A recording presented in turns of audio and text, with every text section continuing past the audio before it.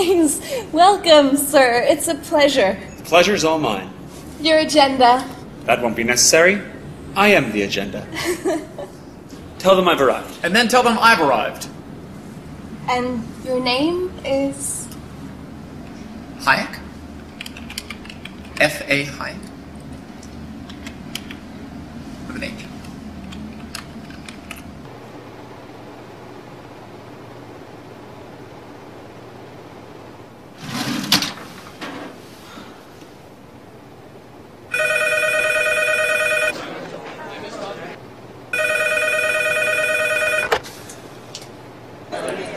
Freddie. Yep. Keynes. Hey, listen, party at the Fed. Already? 20 minutes. Lobby. John Maynard Keynes. F.A. Hayek. Yeah, we're opposed.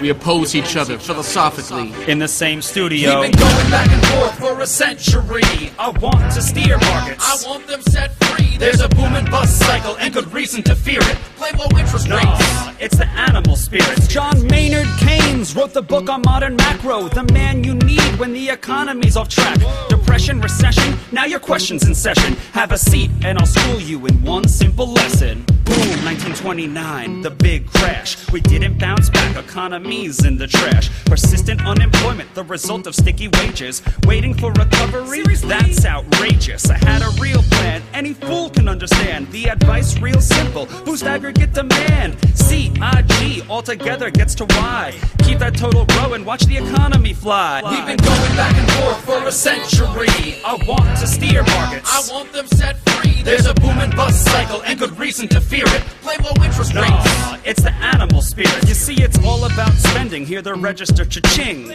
Circular flow, the dough is everything. So if that flow is getting low, doesn't matter the reason. We need more government spending. Now it's stimulus season, so forget about saving. Get it straight out of your head. Like I said, in the long run, we're all dead. Savings is destruction, that's the paradox of thrift. Don't keep money in your pocket or that growth will never lift. Because business is driven by the animal spirits, the bull and the bear, and there's reasons to fear its effects on capital investment, income, and growth. That's why the state should fill the gap with stimulus, both the monetary and the fiscal. They're equally correct. Public works, digging ditches, war has the same effect. Even a broken window helps the glass man have some wealth. The multiplier driving higher the economy's health. And if the central bank's interest rate policy tanks, a liquidity trap, that new money stuck in the banks. Deficits could be the cure you've been looking for.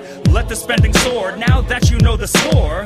My general theories made quite an impression. Revolution. I transformed the econ profession. You know me, modesty, still I'm taking a bow. So say it loud and say it proud, we're all Keynesians now. We've been going back and forth for a century. I want to steer markets. I want them set free. There's a boom and bust cycle and good reason to fear it. I made my case, Freddie H. Listen up, can you hear it? I'll begin in broad strokes, just like my friend Keynes. His theory conceals the mechanics of change. That simple equation, too much aggregation, ignores human action and motivation. Yet it continues as a justification for bailouts, payoffs by poles with machinations. You provide them with cover to sell us a free lunch. Then all that we're left with is debt and a bunch. If you're living high on that cheap credit hog, don't look for a cure from the hair of the dog.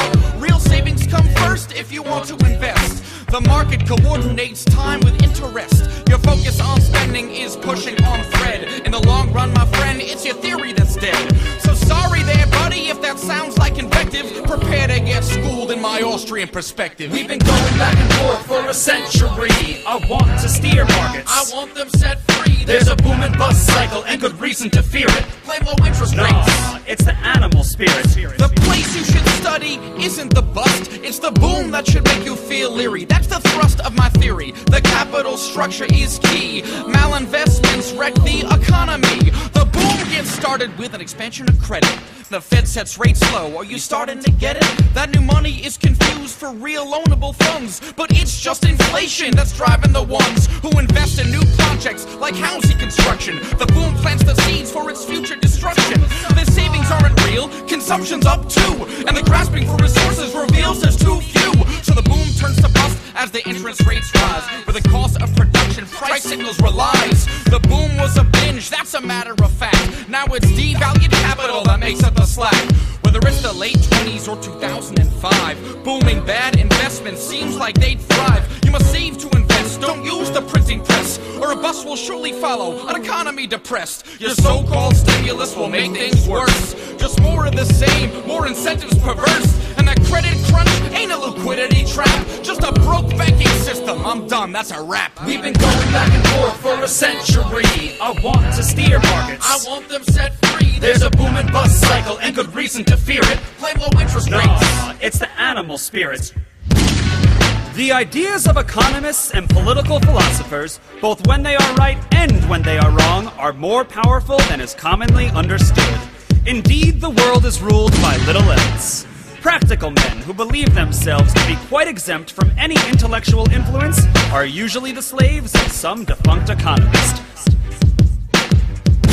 The curious task of economics is to demonstrate to men how little they really know about what they imagine they can design. They've been going back and forth for a century.